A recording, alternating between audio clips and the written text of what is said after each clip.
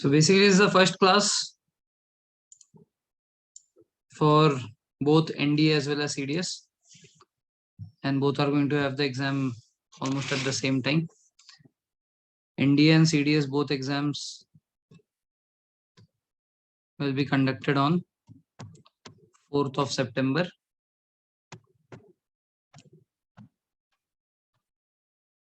And in between, FCAT exam will also be there. FCAT exam will be most probably in the last week, or you can consider it between 20 to 31st August. Any 3 days between 20 to 31st August, your FCAT exam will be there. So more or less from now, if we consider from now, we are having around May, June, July, August, September. That means around 4 months.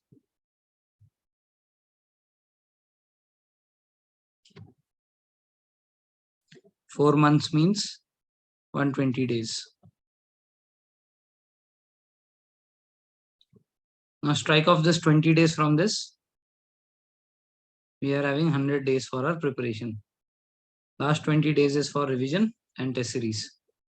Right? So in 100 days, we are going to complete the syllabus together, you and me, and also the maths faculties. Right? Now, in order to achieve this, what we need to do? In order to achieve this, the first thing that we need to do is be regular in class. ठीक है? पहली चीज जो हमें करनी है वो हमें एक तो रेगुलर होना है क्लास में. जैसे आज काफी लोग एब्सेंट है, whatever the reason is. ठीक है, आज काफी लोग एब्सेंट है. दूसरी चीज, टाइम पे आना है. ठीक है, क्योंकि एक साथ काफी सारे क्लास आगे पीछे होते रहेंगे. सो जो टाइम आपको दिया जा रहा है शेड्यूल में, जो आपका टाइम लिखा हुआ है, follow that time. That time is to be followed very very strictly. ठीक है, तभी हम 100 डेज में जो है इसको अचीव कर पाएंगे, वरना we will not be able to achieve it. Simple as that. Right? So any problems in this, in doing this?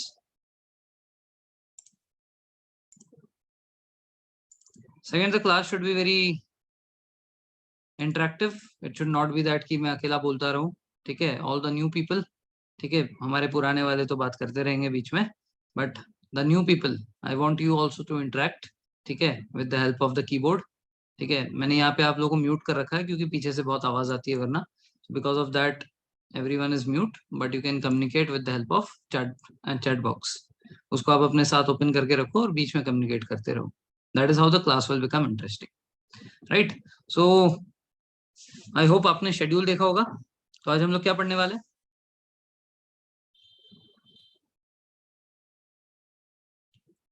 What are we going to study today? Okay, we are going to study about polity.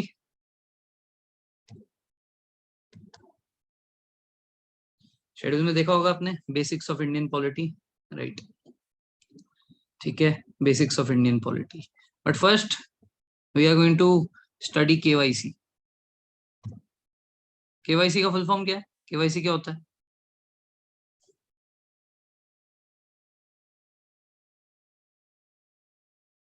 KYC सुना होगा, bank मांगती है KYC, और बहुत सारे दूसरे जगह पे भी केवाईसी लगता है. What is the full form of KYC?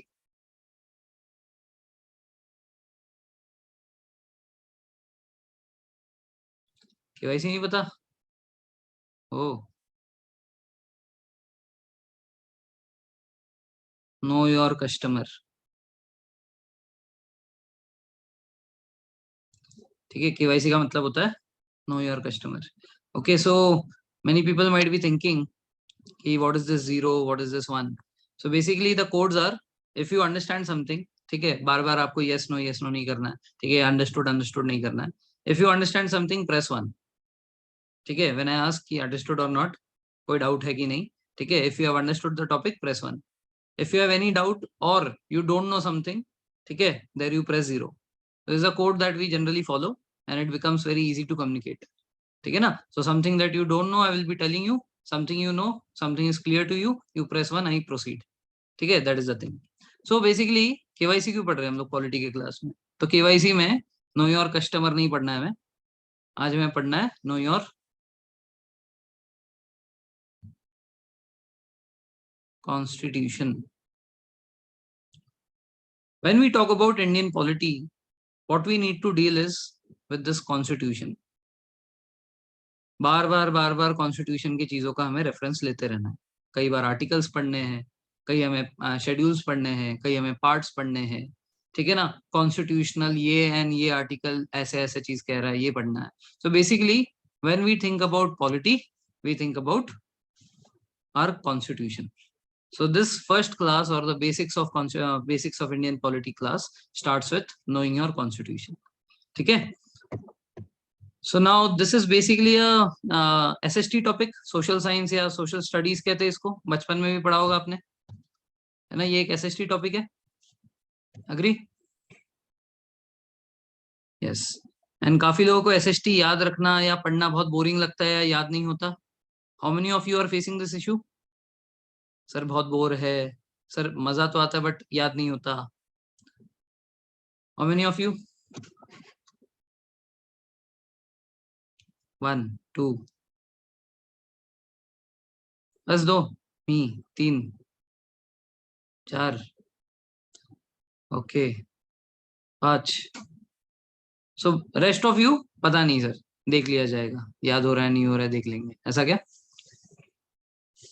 सो ऐसे केस में हमारे पास दो ऑप्शन है.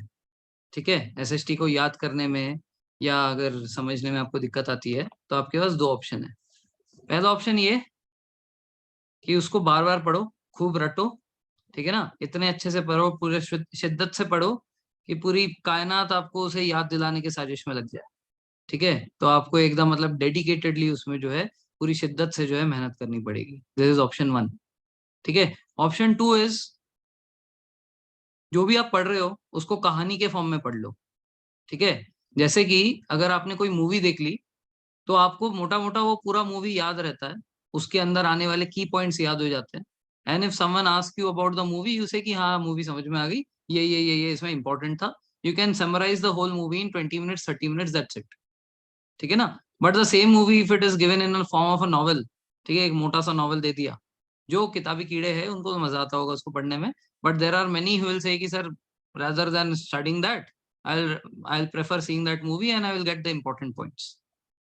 राइट. सो यहाँ पे वही है. एसएसटी जनरली क्या है कि बहुत सारी चीजें उसमें याद करने वाली होती है. ठीक है. जो आपने बचपन से कर रखा है, 6th में 7th में 8th में 9th में 10th में, whatever has been taught to you, you have taken a lot of pains to remember those. ठीक है. But UPSC is a totally different ball game. UPSC में वैसे रटने से, मतलब जो ऑप्शन ए था उसको करने से ज्यादा फायदा नहीं होगा. हाँ कुछ होंगे जो एकदम अच्छे रट्टू पोपट होंगे, उनको हो जाती होगी चीजें याद. But for others it is much more convenient to learn SST in the form of story. ठीक है. चाहे वो हिस्ट्री हो चाहे वो पॉलिटी हो. हाँ geography is more like a science. वहां पे क्या है कि आपको कंसेप्ट अगर समझने हैं तो आपको उसका लॉजिक समझना पड़ेगा. But in the case of polity and history I can say कि if you learn in the form of story, you will be able to remember more points. Do you agree कि watching a movie becomes much easier to remember the points? Yes. So we are going to follow the same method. हम लोग ऐसे ही कुछ करने वाले हैं. तो आज हम लोग इंडियन पॉलिटी पढ़ेंगे. ठीक है. सो कॉन्स्टिट्यूशन के बारे में पढ़ेंगे. So as I said, when we think polity we think of Indian constitution. So constitution of India is the supreme law of India. इसका मतलब इससे ऊपर हमारा प्रेसिडेंट भी नहीं. प्रेसिडेंट भी अपनी मर्जी से कुछ नहीं कर सकता जो कि हमारे कॉन्स्टिट्यूशन में ना लिखा हो. So anything which is happening in our country, anything president is doing, prime minister is doing, or whosoever is doing, who is sitting at a position, is all done by the constitutional articles. हर चीज हमारे constitution में दी हुई है. जो चीज constitution में नहीं दी वो हमारे कोई भी कितने भी बड़े नेता क्यों ना हो जाए नहीं कर सकते. राइट. तो अभी हमें इसे समझना है कि ये कॉन्स्टिट्यूशन बना कैसे, इसको बनाने के लिए इसके पीछे क्या क्या थे चीजें, और इसमें से जो है हमें डायरेक्ट क्वेश्चन आएंगे. तो मेन मोटो तो ये है कि एग्जाम में अगर क्वेश्चन आ जाए तो हम लोग कर ले. ठीक है. लेकिन सिर्फ अगर एग्जाम में निकालने के लिए हम पढ़ाई करेंगे तो कभी नहीं कर पाएंगे, कि उसके लिए फिर रटना पड़ेगा. अच्छा ये क्वेश्चन ऐसे आता है, इसको रट लो, 5 बार पढ़ोगे. ठीक है. तो मेन मोटो तो चलो ठीक है, एग्जाम में मार्क्स आपके आने चाहिए, एग्जाम में क्वेश्चन आ जाए तो फंस जाए. बट हम लोग जो है इसको पूरे डेप्थ में पढ़ेंगे. ठीक है. So this is my method of teaching, की anything that I teach, I always teach in depth. So that आप इतने डेप्थ में पढ़ लो कि उसमें से आपको एक आध क्वेश्चन आ जाए, कहीं से भी पूछ ले, आप उसका आंसर कर पाओ. So that is what I am going to do. So I will come back to this sheet later on. First I will tell you some background of the story. ठीक है. So you must be knowing this Congress party. You must be knowing about Pappu ji. ठीक है. वो कौन से party से belong करते हैं? इंडियन नेशनल कांग्रेस से बिलोंग करते हैं. ठीक है. सो इंडियन नेशनल कांग्रेस ये 1885 में फॉर्म हुआ था. ठीक है. इंडियन नेशनल कांग्रेस 1885 में फॉर्म हुआ था. ठीक है. तो 1885 से लेकर हम लोग जो है, let's skip to the good part. ठीक है. इंस्टाग्राम का रील चला लो. Let's skip to the good part. हम आगे बढ़ जाएंगे 1920s के आसपास में. So there was only one single party which was ruling India at that time. That was Indian National Congress. ठीक है. But then in 1920s, what happened? Mahatma Gandhi came. ठीक है. And Mahatma Gandhi had launched non-cooperation movement. ठीक है. Non-cooperation movement is basically a kind of सत्याग्रह जिसमें non violence होने वाला है. तो ये जो है 2 साल तक चला, 1920 से 1922 के बीच में. ठीक है. 1920 से 1922 के बीच में चला. उसके बाद क्या है कि ये अब्रप्टली बंद हो गया बिकॉज वायलेंस हो गया था. चौरी चौरा इंसिडेंट हो गया था. आपने कभी बचपन में सुना होगा कि चौरी चौरा में साइलेंट प्रोटेस्टर मार्च कर रहे थे, उनके ऊपर जो है पुलिस वालों ने डंडा चला दिया था, जिसके वजह से वो जो सारे प्रोटेस्टर्स थे, ठीक है, जो साइलेंटली सत्याग्रह कर रहे थे, उन्होंने पूरे उनके पुलिस स्टेशन में आग लगा दी. ये इंसिडेंट यूपी में चौरी चौरा में हुआ था. राइट. पुलिस स्टेशन में आग लगा दी. Right. So because of this क्या हुआ कि महात्मा गांधी जी ने ये साइलेंट प्रोटेस्ट अपना रोक दिया, नॉन कोऑपरेशन मूवमेंट वापस ले लिया, बंद कर दी उन्होंने ये. ठीक है. तो इससे नाराज होकर कांग्रेस के ही कुछ लोगों ने, ठीक है, कांग्रेस के ही कुछ लोगों ने, एक थे चित्तरंजन दास,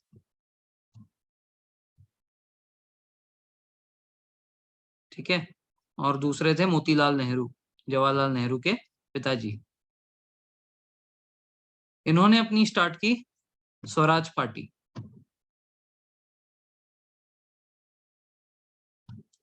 ठीक है. स्वराज का मतलब क्या होता है? Self rule. So that means they were not ruling bye their own self. क्या इंडिया अपने आप रूल नहीं कर रहा था इस पॉइंट पे? है ना? नो. सो कौन रूल कर रहा था 1920s में? ब्रिटिश. ओके. ठीक है. सो ब्रिटिश रूल कर रहे थे, क्राउन रूल कर रही थी, ब्रिटिश एम्पायर रूल कर रहा था. Very good. Everyone knows about it. ठीक है. सो बेसिकली अब क्या हुआ, एक ऐसे स्वराज पार्टी बनी. ठीक है. तो एक आईएनसी है, इंडियन नेशनल कांग्रेस, एक अभी स्वराज है. ऐसे ही 2-3 और भी छोटे मोटे पार्टीज है. इस टाइम पे मुस्लिम लीग भी एग्जिस्ट करता था. ठीक है. There was a party called as Muslim League. तो ये सारे ऐसे बहुत सारे मल्टीपल पार्टीज अब इंडिया में बन गए. इससे पहले तक जो है 1920 से पहले तक there was only Indian national Congress who was ruling. अब समय के साथ साथ स्वराज पार्टी आई, मुस्लिम लीग 1906 में ही आ गया था. ऐसे ही काफी सारे पार्टीज हुए. Again let's skip to the good part. 1928 आया. ठीक है. 1928 में आईएनसी का एक सेशन चल रहा था. ठीक है. आईएनसी हर साल, ठीक है, आईएनसी मतलब इंडियन नेशनल कांग्रेस, हर साल एक मीटिंग करती थी और उस मीटिंग में अलग अलग लोग उसके प्रेसिडेंट होते थे. तो 1928 में आईएनसी के जो प्रेसिडेंट थे वो मोतीलाल नेहरू थे. ठीक है. Motilal Nehru was president of INC. ठीक है, eight that time. So basically हुआ क्या था, आईएनसी ने, मतलब देखो, मोतीलाल नेहरू ने तो एक अलग पार्टी बना लिया है यहाँ पे, स्वराज पार्टी. तो वो कैसे यहाँ पे वो प्रेसिडेंट बन गए आईएनसी के? तो बेसिकली आईएनसी ने क्या किया था, सारे पार्टीज को एक साथ बुलाया था. ठीक है. तो ऑल इंडिया पार्टीज का एक कॉन्फ्रेंस हो रहा था. उस ऑल इंडिया पार्टी के कॉन्फ्रेंस में मोतीलाल नेहरू जी उसको चेयर कर रहे थे. सो इन 1928, ठीक है, in Lucknow all party conference was called. This was called by INC, जिसमें उन्होंने कहा कि आपको लगता है ना कि सिर्फ हम ही लोग रूल कर रहे हैं, तो एक काम करो, सारे पार्टीज वाले आ जाओ. तो स्वराज पार्टी भी आई, मुस्लिम लीग भी आए, और जितने भी उस टाइम पे पार्टी से सब लोग आ गए. उस टाइम पे मोतीलाल नेहरू जी ने 2 पॉइंट्स रखे. ठीक है. जिसको हम लोग कहते हैं नेहरू रिपोर्ट. नेहरू रिपोर्ट में टोटल 8 पॉइंट्स थे, जिसमें से हमें सिर्फ 2 पॉइंट्स पढ़ने हैं. 2 पॉइंट काम के थे. तो नेहरू रिपोर्ट में 2 बहुत ही इंपॉर्टेंट पॉइंट्स थे. पहला था he wanted dominion status for India, और ये एक्चुअल में उन्होंने खुद से नहीं किया, महात्मा गांधी जी ने उनको करने के लिए कहा था। ठीक है, कि ask for dominion status of India. तो महात्मा गांधी जी चाहते थे कि अंग्रेज सरकार 2 साल के अंदर अंदर इंडिया को डोमिनियन स्टेटस प्रदान करे। Now what do you mean by dominion status? Dominion status का मतलब होता है कि हमारे सिर्फ 2 चीजें अंग्रेजों के हाथ में होंगी। ठीक है, दैट इज, एक है फॉरेन अफेयर्स, दूसरे कंट्रीज के कैसे रिलेशन रखना है, और दूसरा मिलिट्री। एक मिलिट्री और एक फॉरेन अफेयर्स, ये दोनों ब्रिटिश सरकार कंट्रोल करेगी। Rest all the other things, finance हो गया, एजुकेशन हो गया, और बाकी सारे जो भी चीजें हो गए, हेल्थ हो गया, whatever the different dimensions are there in administration, everything will be seen by India. Only thing foreign affairs, हाँ पैरेलल, नहीं पैरेलल गवर्नमेंट नहीं। ठीक है, मतलब बेसिकली ये आजादी से एक स्टेप नीचे है बस। हमारा देश आजाद होगा, ठीक है ना, हमारा देश आजाद होगा, लेकिन सिर्फ फॉरेन अफेयर्स और मिलिट्री, ये दोनों चीजें अंग्रेजों के हाथ में होगी। इसको बोलते हैं डोमिनियन स्टेटस। और डोमिनियन स्टेटस का ये मतलब होता है कि जो राजा है, ठीक है, ये अब भी जो है ब्रिटिश क्राउन ही रहेंगे। तो हम लोग अब भी ब्रिटिश क्राउन के अंदर ही काम करेंगे। फॉरेन अफेयर्स उनका होगा और मिलिट्री उनका होगा, बट बाकी कहने के लिए बाकी सारी चीजें हमारी होगी। ठीक है ना, so this is not a parallel government, it is just that कि India is just a little away from freedom. ठीक है, तो ये चीज जो है महात्मा गांधी ने इसकी डिमांड की थी कि हमें डोमिनियन स्टेटस दे दो अगले 2 साल के अंदर अंदर। तो नेहरू रिपोर्ट के थ्रू मोतीलाल नेहरू जी ने ऑल इंडिया का जो कॉन्फ्रेंस होता है वहां पे डोमिनियन स्टेटस की बात की। ये था पहला। दूसरा जो चीज मांगा, उन्होंने कहा कि इंडिया को अपना खुद का एक कॉन्स्टिट्यूशन बनाना चाहिए। ठीक है, India should frame its own constitution.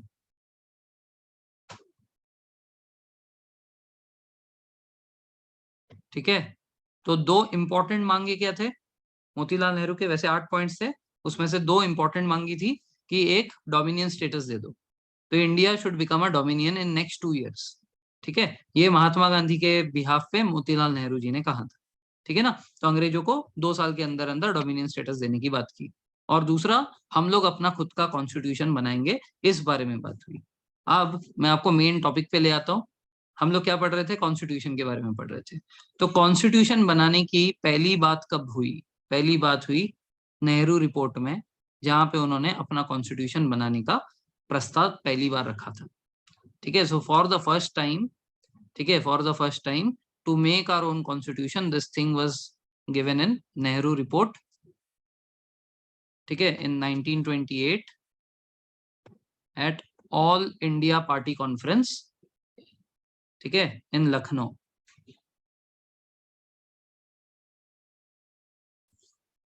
यहां तक बात आ रही है समझ में? Clear so far? ओके, सो इसके बाद क्या हुआ? इसके बाद ये हुआ कि इसके बाद आईएनसी की जो नेक्स्ट सेशन थी 1929 में, ये लाहौर में हुई। अगर आप होते तो क्या आप डोमिनियन स्टेटस से सेटिस्फाई होते? ठीक है, हमारा देश है, लेकिन हमारे देश का फॉरेन अफेयर्स कोई और देख रहा है, मिलिट्री कोई और देख रहा है। ठीक है, तो जिस तरीके से आप भी गर्म खून हो, ठीक है, तो उस टाइम पे इंडिया के 2 गर्म खून थे। एक जवाहरलाल नेहरू खुद, ठीक है, उनके पिताजी ने मांगा था, लेकिन जवाहरलाल नेहरू खुद, और एक सुभाष चंद्र बोस। इन दोनों ने कहा कि नहीं, हमें डोमिनियन फॉमिनियन नहीं चाहिए, हमें चाहिए तो भाई पूर्ण स्वराज चाहिए।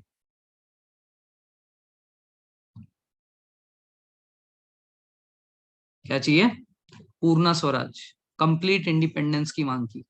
तो ये इंडियन नेशनल कांग्रेस के 1929 सेशन में, लाहौर सेशन में, जिसके प्रेसिडेंट जवाहरलाल नेहरू जी थे, उन्होंने वहां पे डिक्लेयर किया कि we want Purna Swaraj and we are not happy with only dominion status. ठीक है ना, तो पूर्ण स्वराज की मांग पहली बार कब की गई? ये डायरेक्ट क्वेश्चन आएगा। आया है, और मतलब ऐसा नहीं है कि आएगा, आया है ऑलरेडी। ठीक है, this is a direct question which has been asked in NDA, which has been asked in CDS, which has been asked in AFCAT also. ठीक है, ये सीडीएस में जो है, आप पेपर देख लेना। ठीक है, सीडीएस में जो है, सीडीएस 1 2020 में पूछा गया था। ठीक है, एफकेट में आई डोंट रिमेम्बर, जैसे सीडीएस का तो मैंने ये वाला अटेम्प्ट दिया था, मुझे याद है। आई डोंट रिमेम्बर एफकैट के इतने दिए कौन से में आया था, बट आया एफकैट में भी था और एनडीए में भी था। ठीक है, सीडीएस के फर्स्ट पेपर 2020 में ये डायरेक्ट क्वेश्चन ऐसे ही आया था। ठीक है, कि कौन से वाले सेशन में पूर्ण स्वराज की मांग की गई थी। ठीक है, तो लाहौर सेशन में जवाहरलाल नेहरू ने पूर्ण स्वराज की मांग की। They were not happy with the dominion status. So because of this, what happened? Because of this, they declared 1930 to be the year. They declared 1930 to be the year when India will attend its freedom. India को जो है freedom मिल जाएगा in 1930. तो इसके लिए उन्होंने date भी choose कर लिया 26 जनवरी 1930 का। 26 जनवरी 1930 के दिन पे जवाहरलाल नेहरू ने सारे के सारे कार्यकर्ता, सारे के सारे जो भी वर्कर्स थे आईएनसी के, सबको जो है रवि नदी के किनारे बुलाया। ठीक है, रवि रिवर। ठीक है, कहाँ पे? लाहौर में। तो रवि नदी के किनारे इन्होंने पहली बार इंडिया का ट्राई कलर होस्ट किया। ठीक है, इंडिया का जो ट्राई कलर है उस टाइम पे उसके ऊपर गांधी जी का चक्र हुआ करता था। ठीक है, आज जैसे हम लोग उस पे अशोक स्तंभ देखते हैं, ये क्या बोलते हैं, अशोक चक्र देखते हैं, उस टाइम पे ट्राई कलर उसके बीच में गांधी जी का चक्र था। ठीक है, so this was hosted for the first time on 26 January 1930। ठीक है, and this was because of this declaration of पूर्ण स्वराज। तो ये होस्ट किसने किया था? जवाहरलाल नेहरू जी ने किया था। हाउएवर ये अनऑफिशियल था। ठीक है ना, ये अभी भी हमारा देश आजाद नहीं हुआ है। सो वहां पे इंडिया को बोल दिया कि फ्रीडम मिल गया, तो फ्रीडम थोड़ी मिल गया, एक्चुअल में नहीं मिला। ठीक है ना, सो ये जो जगह थी, ये जगह पहली बार ये फ्लैग को होस्ट किया गया था, but it was unofficial, unofficially host किया गया था। ठीक है ना, सो ये जो दिन है 26 जनवरी 1930, इस दिन बेसिकली इनका क्या हो गया? पोपट हो गया। क्योंकि इन्होंने कहा कि हमें फ्रीडम मिलेगा, बट क्या हमें एक्चुअल में फ्रीडम मिला? नहीं मिला। But in order to mark respect of 26 January 1930, हम लोग क्या करते हैं, इस दिन पे हमने हमारा कॉन्स्टिट्यूशन अडॉप्ट किया। We adopted our constitution on 26 January 1950। ठीक है, वैसे कॉन्स्टिट्यूशन कंप्लीट तो 2 महीने पहले ही हो गया था। आप प्रियम्बल के नीचे पढ़ते हो कि on this day of 26 November 1949, है ना, we adopt an act and give to ourselves this constitution. तो इसका काम तो सारा का सारा 2 महीने पहले ही हो गया था। So why did we wait for 2 months? हमने 2 महीना वेट क्यों किया? और 26 जनवरी 1950 के दिन जो है हमने इसे एनेक्ट किया। एक्चुअल में इस दिन को हम लोग रिपब्लिक डे मनाते हैं। तो इसके ऊपर भी डायरेक्ट क्वेश्चन आता है। तो इसके ऊपर का जो डायरेक्ट आंसर है वो है यस, रिपब्लिक डे क्यों बोलते हैं, हाँ वो भी बताऊंगा, I will tell you this. ठीक है, सो हम लोग 26 जनवरी 1950 को रिपब्लिक डे मनाते हैं। ये किसके याद में मनाते हैं? कि 26 जनवरी 1930 के दिन हमारे फ्रीडम फाइटर्स ने, जवाहरलाल नेहरू ने स्पेसिफिकली, पूर्ण स्वराज का डिक्लेरेशन देते हुए 26 जनवरी 1930 के दिन रवि रिवर के किनारे लाहौर में इंडिया का फ्लैग पहली बार लहराया था। और कहा था कि इंडिया को फ्रीडम मिल गया, but actually did not happen. ठीक है, फिर हमें एक्चुअल में हमारा इंडिपेंडेंस डे कब है? 15 अगस्त 1947 में। ठीक है, बट इस दिन का बलिदान जो है, मतलब उन्होंने किया, कुछ किया और उसको हम लोग याद ना करें, वो ऐसे ही फालतू में व्यर्थ हो जाए, इसके चलते हमने 2 महीने वेट करके 26 जनवरी 1950 के दिन अपना रिपब्लिक डे मनाया, जिस दिन हमने हमारे कॉन्स्टिट्यूशन को अडॉप्ट कर लिया। Is this clear? Okay, so again going back in time, so if you have to talk about कि पहली बार, ठीक है, if you have to talk about पहली बार कि कॉन्स्टिट्यूशन की बात कब की गई, सो विल से 1928 में की गई, नेहरू रिपोर्ट में। ठीक है, अब कॉन्स्टिट्यूशन की पहली बार बात की गई 1928 में, तो क्या वो तुरंत बन गया? नहीं बना। अब अगर कॉन्स्टिट्यूशन बनाना है तो उसके लिए एक कमेटी बिठानी पड़ेगी ना, जो कि उसके बारे में चर्चा करेगा और कुछ काम करेगा, है ना। तो इसके लिए हमें चाहिए था एक constituent assembly.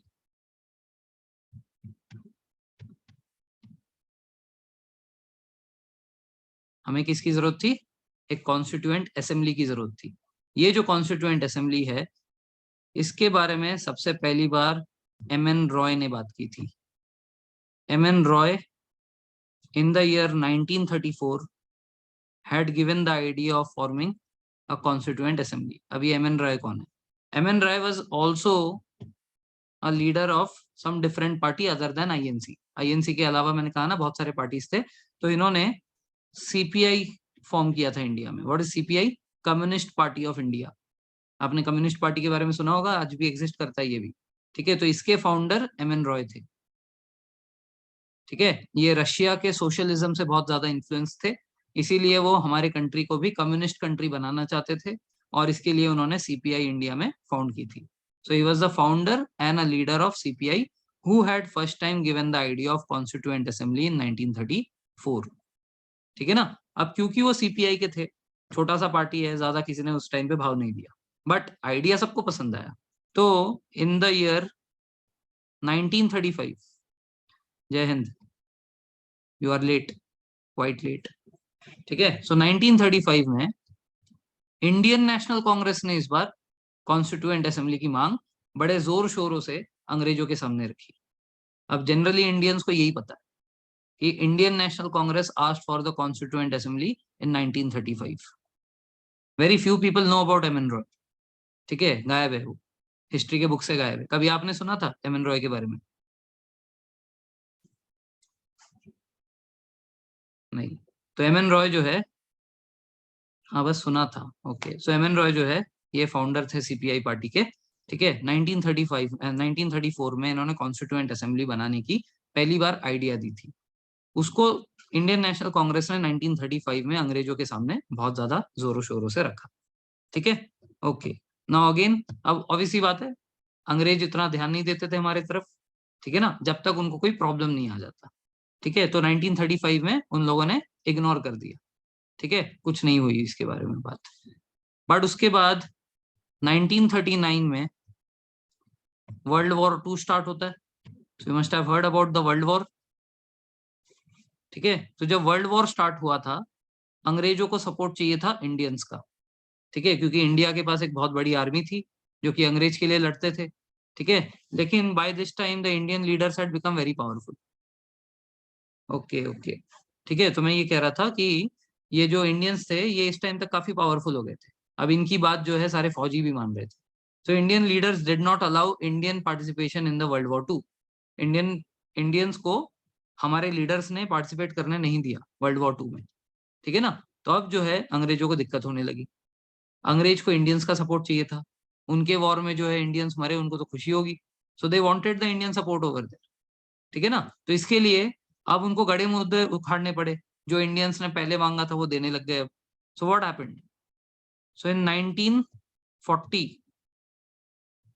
The then viceroy लिथिंगो, ठीक है, उस टाइम पे लिथिंगो was the viceroy. In 1940 he made an August offer. ठीक है, इन्होंने क्या किया? एक ऑफर दिया इंडिया को। इसको हम लोग कहते हैं, it is quite famously called as August offer. इस अगस्ट ऑफर में इंडिया को क्या ऑफर किया गया? इसमें इंडिया को डोमिनियन स्टेटस दिया गया। मतलब उन्होंने कहा कि अगर आप लेना चाहो तो they gave us dominion status, कि भाई हम आपको जो है, जो आप मांग रहे थे पहले, याद है आपको 1929 में 1928 में मांग रहे थे, वो हम तुम्हें देने को तैयार है, डोमिनियन स्टेटस। याद है तुम 1935 में मांग रहे थे कॉन्स्टिट्यूएंट असेंबली, अब बना लो, कॉन्स्टिट्यूएंट असेंबली बना लो। ठीक है ना, और हम जो है अब मुस्लिम को भी खुश करना है। ठीक है, क्योंकि मुस्लिम लीग वाले जो है उनके मुसलमान सोल्जर्स को नहीं छोड़ रहे थे, तो उनको भी खुश करना है। तो उन्होंने कहा कि हम लोग माइनॉरिटीज को भी जो है राइट्स देंगे। ठीक है, सो माइनॉरिटीज के लिए भी जो है हम लोग कुछ राइट्स देंगे, उनकी बात मानी जाएगी तो कर लेंगे। ठीक है, बट ये सब कब? We will do all this after the end of the war if you support us in the war. तो यहाँ पे क्लॉज लगा दिया उन्होंने। ठीक है, all this things will happen, गाजर दिखा दिया हमें, all this things will happen but only after the end of the war and if you support us in the war. ये था अगस्ट ऑफर। ठीक है ना, तो इसको जो है हमारे कांग्रेस ने नकार दिया। क्यों? क्योंकि अब हमें डोमिनियन स्टेटस नहीं चाहिए था। We did not want dominion now, we wanted Purna Swaraj. तो जब इन्होंने डोमिनियन स्टेटस किया है, वो तो आउटडेटेड हो गया, अभी अपने को नया डिमांड है, अपने को डोमिनियन नहीं चाहिए। ठीक है, तो अगस्त ऑफर जो है कांग्रेस ने ठुकरा दिया। ठीक है, तो अंग्रेज जो है वो भी उस टाइम ठीक है, मत दो तुम लोग सपोर्ट, हम लोग क्या कम है क्या, हम लोग जीत जाएंगे ऐसे ही, ठीक है। बट व्हाट हैपेंड 1942 तक, हाँ पोस्ट डेटेड चेक ये इसमें नहीं था, इसके बाद आएगा, रुक जाओ, ठीक है। 1942 तक क्या हुआ, 1942 तक जो जापानीज थे और जो जर्मन्स थे ये काफी ताकतवर साबित हुए। देवर इन वन साइड ना, जर्मन्स जापानीज ये लोग एक तरफ थे, they are called as the axis power, ठीक है। वर्ल्ड वॉर में दो साइड थे, एक थे सेंट्रल पावर, एक थे एक्सेस पावर, यस ये एक्सेस पावर में थे। तो एक्सेस पावर काफी स्ट्रांग हो गया, और सेंट्रल पावर में उस टाइम पे यूके, ठीक है, यूएसए, रशिया, चाइना, ये सब एक साइड थे। जापान में ब्रिटिश कॉलोनीज नहीं थी, ठीक है, ये जो है ये एक्सेस पावर के अंडर में आता है, तो वहां पे नहीं थी, ठीक है। तो हुआ क्या कि यूके, रशिया, यूएसए, चाइना, ये लोग जो इस तरफ है, ये सब लोग मिलके यूके के ऊपर प्रेशर बनाने लगे, ठीक है। यूएस भी बोल रहा है, रशिया भी बोल रहा है, चाइना भी बोल रहा है कि कुछ भी करो, इंडियंस को लेकर आओ वॉर में, ठीक है। हमें इधर लाल बत्ती पड़ी जा रही है, ठीक है, एक एक करके लाल बत्ती मार रहे हैं हमको, तो अभी अपने को इंडियंस की जरूरत है, we want their soldiers to support us, do whatever it takes, ठीक है। तो यूके ने बोला रुक जाइए कुछ करते हैं, ठीक है। तो कुछ बंदोबस्त करने के नाम पे इन्होंने क्या किया, इन्होंने इनके कैबिनेट मिनिस्टर को भेजा, ठीक है। कैबिनेट मिनिस्टर समझते हो ना, जैसे हमारे अमित शाह जी है, ठीक है, जो बड़े बड़े नेता है, तो इनमें से एक कैबिनेट मिनिस्टर बड़े नेता थे जिनका नाम था स्टैफर्ड क्रिप्स, स्टैफर्ड क्रिप्स। तो क्रिप्स जो है ये इंडिया आते हैं 1942 में, और 1942 में इन्होंने जो है कुछ सिमिलर टाइप का, अगस्ट ऑफर जैसे कुछ सिमिलर टाइप का हमें ऑफर किया, जिसको हम कहते हैं क्रिप्स मिशन प्लान,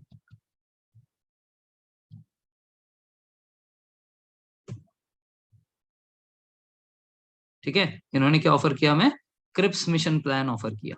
अब इस क्रिप्स मिशन प्लान के थ्रू इनके अब क्या प्रोविजंस है, इनके भी कुछ वैसे ही सिमिलर टाइप के प्रोविजंस है, डोमिनियन स्टेटस दे देंगे, ठीक है, कॉन्स्टिट्यूएंट असेंबली बनाएंगे, और मुस्लिमों को ही खुश करना है, माइनॉरिटीज को बिना पूछे हम कोई भी चीज हमारे देश में लागू नहीं होने देंगे। मतलब इंडिया में कोई भी लॉ बनाना है तो माइनॉरिटीज को 100% पूछा जाएगा, उनके पास वेटो पावर होगा एक तरीके से, अगर उन्होंने बोला ना तो ना, ठीक है। तो इस चीज से कांग्रेस को बिल्कुल भी वो नहीं हुआ, ये तो आप देश को तोड़ने वाली बात कर रहे हो, ठीक है ना, कि अगर इसने ना कहा तो हम लोग कुछ मतलब नेशनल इंटरेस्ट में भी कुछ नहीं कर पाएंगे, तो ये तो देश को तोड़ने वाली बात है, ठीक है। प्लस जो हमारे प्रिंसली स्टेट्स थे, India had a lot of princely states at that time, so जो हमारे प्रिंसली स्टेट्स थे, अगर प्रिंसली स्टेट को देश का कोई फैसला पसंद नहीं आता है तो वो उस देश से हट सकता है, दे कैन से कि we do not want to be a part of this क्या बोलते हैं country, we want to secede away, तो सीड करने की बात की थी। इससे तो कांग्रेस और खुश और नाराज हो गया, ठीक है। उन्होंने कहा कि ये तो देश को तोड़ने वाली बात कर रहे हैं, जोड़ने वाली बात कहाँ कर रहे हैं, एक तो डोमिनियन हमें नहीं चाहिए, हमें चाहिए पूर्ण, दूसरा कॉन्स्टिट्यूएंट असेंबली बनाने दे रहे हैं, उस कॉन्स्टिट्यूएंट असेंबली में भी बोल रहे हो कि अगर माइनॉरिटीज को अगर कोई बात पसंद नहीं आए तो दे हैव वेटो, अगर प्रिंसली स्टेट्स चाहते तो अलग हो सकते हैं, ये तो देश को तोड़ने वाली बात हो रही है। तो कांग्रेस ने क्रिप्स मिशन को भी साफ साफ मना कर दिया। प्लस उन्होंने भी यही कहा था कि आप हमें सपोर्ट करो, जो जो चीज हम लोग क्रिप्स मिशन प्लान में बोल रहे हैं ये सब वॉर खत्म होने के बाद मिलेगा। तो गांधी जी ने क्रिप्स मिशन प्लान को नकार दिया था, ये कहकर कि it is nothing but a post dated check,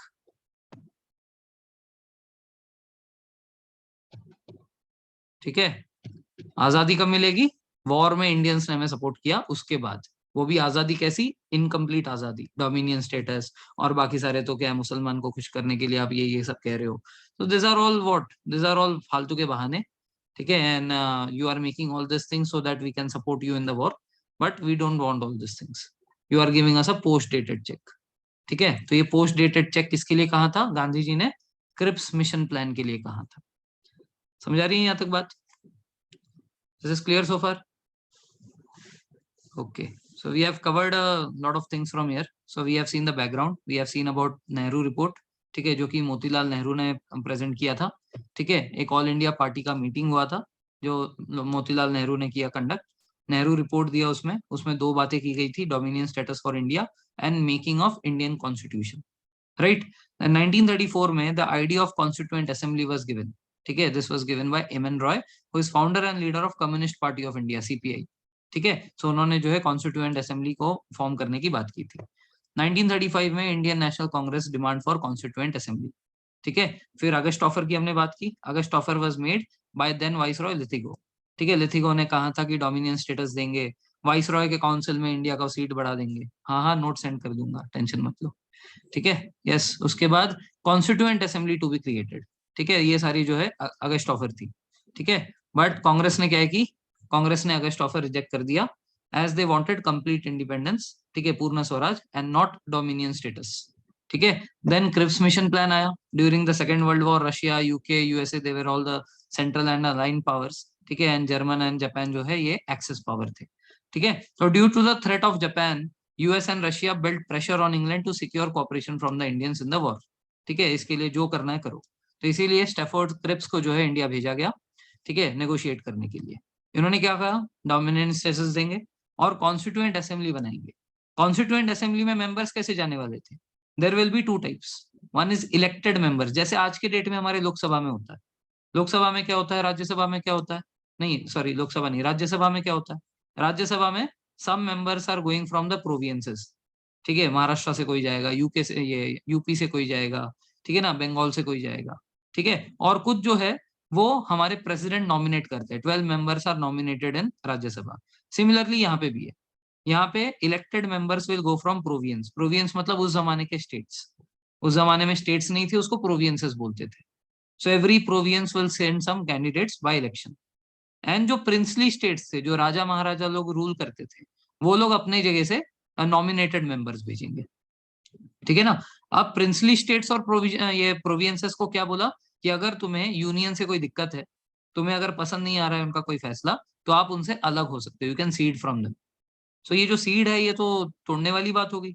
फिर ये जितने भी ब्रिटिश के कॉलोनीज थे जिन जिन कंट्रीज में, इन कंट्रीज को कॉमनवेल्थ नेशन कहा जाता था. They were all called together as Commonwealth nation. 77 countries थे. ठीक है ना, देयर वर 77 सच कंट्रीज जो कि ब्रिटिश के टेरिटरी के अंडर में पड़ते थे. They are all called as commonwealth countries. ठीक है, तो इनका एक ग्रुपिंग बनता है जिसको हम लोग कॉमनवेल्थ नेशन बोलते हैं. तो कॉमनवेल्थ नेशन जो है, आपने सुना होगा कॉमनवेल्थ गेम्स के बारे में. तो ये कॉमनवेल्थ गेम्स में कौन पार्टिसिपेट करता है? जिनको अंग्रेज रूल करते थे एक जमाने में. ठीक है ना. तो ये जो कॉमनवेल्थ नेशंस है, ये नेशन से अगर आप चाहो तो आप उसको ज्वाइन कर सकते हो, अगर आप नहीं चाहो तो आप उसमें से अलग भी हो सकते हो. ये वाला जो प्रोविजन है इंडियंस को दिया गया था. बट अगेन दे सेड कि all this only after the end of world war 2. ठीक है, तो गांधी जी ने कहा कि भाई ये तो पोस्ट डेटेड चेक है, तो इन्होंने इसको रिजेक्ट कर दिया. क्यों? दो रीजन से. एक, इंडिया को पूर्ण स्वराज चाहिए. दूसरा, कोई भी प्रोविंस, कोई भी स्टेट उसमें से सीड हो सकता है. ये तो नेशन को तोड़ने वाली बात है, तो it is not a good thing. So because of that Congress rejected this. यहां तक कोई डाउट किसी को?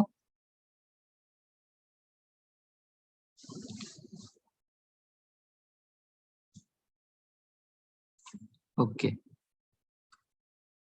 अब इसके बाद क्या होता है? इसके बाद 1946 में कैबिनेट मिशन प्लान आया. अब ये कैबिनेट मिशन प्लान क्या है? इंडिया में बहुत ज्यादा जो है उस टाइम पे हौच-पौच हो रहा था. क्यों? क्योंकि एक तरफ कांग्रेस कुछ कह रहा है और दूसरे तरफ जो मुस्लिम लीग है ये कुछ नहीं कह रहा, सिर्फ एक ही बात कह रहा है कि पाकिस्तान दे दो, पाकिस्तान दे दो. वो कुछ सुनने को तैयार ही नहीं था. ठीक है, मुस्लिम लीग बाय दिस टाइम 1940, 1943, 1944, 1945, ये पूरे टाइम में उन्होंने एक नहीं सुनी किसी की. हर पॉइंट के बाद वो सब तो ठीक है लेकिन पाकिस्तान कब दे रहे हो, वो सब तो ठीक है, ये सब तो कर लेंगे, वो सब पाकिस्तान कब दे रहे हो. They were not ready to listen to anything. So because of that अब अंग्रेज भी तंग आ गए थे. अब अंग्रेज ने बोला यार छोड़ो यार इंडिया को, इंडिया को देकर आओ इंडियंस को और खुश हो जाओ. बट अब प्रॉब्लम ये थी कि इंडियंस को देंगे किसको? ये मुस्लिम लीग कहता है कि हमें पाकिस्तान चाहिए, इंडिया कहता है कि हमें पूरा का पूरा टेरिटरी चाहिए. तो इसके वजह से उन्होंने 3 लोगों को इंडिया में भेजा. By this time second world war खत्म हो चुका है. Second world war ended in 1945. सो अब अंग्रेज जो है, अंग्रेज पढ़ना ही नहीं चाहते थे इसके. वो तो पूरे तरह से तैयार थे कि भाई तुम लेने के लिए तैयार हो जाओ, हम तो इंडिया को देने को तैयार है. ठीक है, बट दे किसको? अब मुस्लिम लीग के हाथ में दे या कांग्रेस के हाथ में, किसको दे? सो इसका समाधान निकालने के लिए उन्होंने जो है अपने ब्रिटिश कैबिनेट के 3 इंपॉर्टेंट मेंबर्स को भेजा. एक, लॉर्ड पैट्रिक लॉरेंस. ठीक है, पैट्रिक लॉरेंस. स्टैफोर्ड क्रिप्स जो पहले भी आया था वही, और A V Alexander, they were all British cabinet के मिनिस्टर्स। ये आते हैं और इंडिया में बोलते हैं कि भाई देखो अब हम फाइनल प्रपोजल दे रहे हैं, we are giving you a final proposal.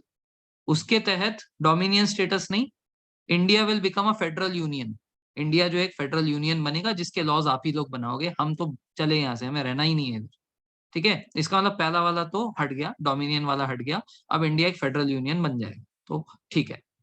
Second, constituent assembly में जो है कुछ इलेक्टेड मेंबर्स आएंगे, कुछ नॉमिनेटेड आएंगे। Elected from the provinces, nominated will come from the princely states. इस पॉइंट पे कांग्रेस को थोड़ी दिक्कत थी कि भाई ये राजा महाराजा तो अपने आप को ही नॉमिनेट करके भेजेगा, और राजा महाराजा जब खुद आएगा और उसे हमसे किसी भी पॉइंट पे प्रॉब्लम होगी, वो तो अपना प्रिंसली स्टेट अलग कर देगा। तो इस पॉइंट पे कांग्रेस अग्री नहीं था। ठीक है, then freedom to join commonwealth, आप जुड़ना चाहो नहीं जुड़ना चाहो आपके हाथ में। देन ग्रुपिंग ऑफ प्रोविंसेस, ये ग्रुपिंग ऑफ प्रोविंसेस मैं आपको हिस्ट्री में कभी डिटेल में समझाऊंगा, फिलहाल हम पॉलिटी पढ़ रहे हैं तो ये पॉइंट इंपॉर्टेंट नहीं है। तो मोटा मोटा बात ये है, ठीक है, सब कुछ मिला जुला कर बात ये है कि कैबिनेट मिशन ने कुछ पॉइंट्स दिए थे जिससे कांग्रेस मतलब सहमत थी, बट कुछ ऐसे पॉइंट्स थे जिससे कांग्रेस सहमत नहीं थी। बट यहाँ पे मुस्लिम लीग ने जो है एक चाल चली। ठीक है, मुस्लिम लीग जो है उस टाइम पे जो हमारे वाइसरॉय थे, उस टाइम पे वाइसरॉय थे वेववेल, वेववेल के पास जाते हैं और ये कहते हैं कि देखो भाई इतने प्रपोजल आ रहे हैं, ये कोई भी नहीं मान रहे, पता नहीं इनको क्या चाहिए। तो एक काम करो, ये जो फाइनल प्रपोजल आपने दिया है, अगर ये लोग नहीं माने तो फिर हमें जो है पावर दे दो। मुस्लिम लीग जाकर वेववेल से ये वाला फैसला, मतलब ये वाला वो करके आता है। तो यहाँ पे है हमारे मोहम्मद अली जिन्ना साहब, विच यू कैन सी, और ये है उस टाइम के वाइसरॉय हमारे वेववेल। ठीक है, तो दोनों एकदम अच्छे से मिलते हैं, खुशी से मिल रहे हैं, देखो। ठीक है, उन्होंने कहा कि इस बार भी अगर कांग्रेस ने रिजेक्ट कर दिया प्रपोजल तो फिर जो है सारा ट्रांसफर ऑफ पावर आप हमारे हाथ में कर दो, हम तुम्हारे साथ हैं। ठीक है ना, इस बात की वजह से कांग्रेस के पास कोई ऑप्शन नहीं बचा, क्योंकि वरना पावर उनके हाथ में चले जाता। इवन तो कुछ पॉइंट से नाखुश थे, बट उस टाइम पे जो है इंडिया ने, मतलब ये क्या बोलते, कांग्रेस ने बात मान ली और उन्होंने कहा कि ठीक है, we are going to give go ahead to this cabinet mission plan, we are going to finalise this. तो इसके बाद जो है इंडिया की फाइनली कॉन्स्टिट्यूएंट असेंबली क्रिएट होती है। अब इतना जो आपने बैकग्राउंड सुना, इसमें से क्वेश्चन ये आएगा कि बाय विच मिशन प्लान और by which plan did the constituent assembly of India get created. India का जो कॉन्स्टिट्यूएंट असेंबली है, जो कि फाइनली हमारा कॉन्स्टिट्यूशन बनाने वाला है, ये कौन से प्लान से आया? सो इसका आंसर होगा कैबिनेट मिशन प्लान। समझ में आई बात?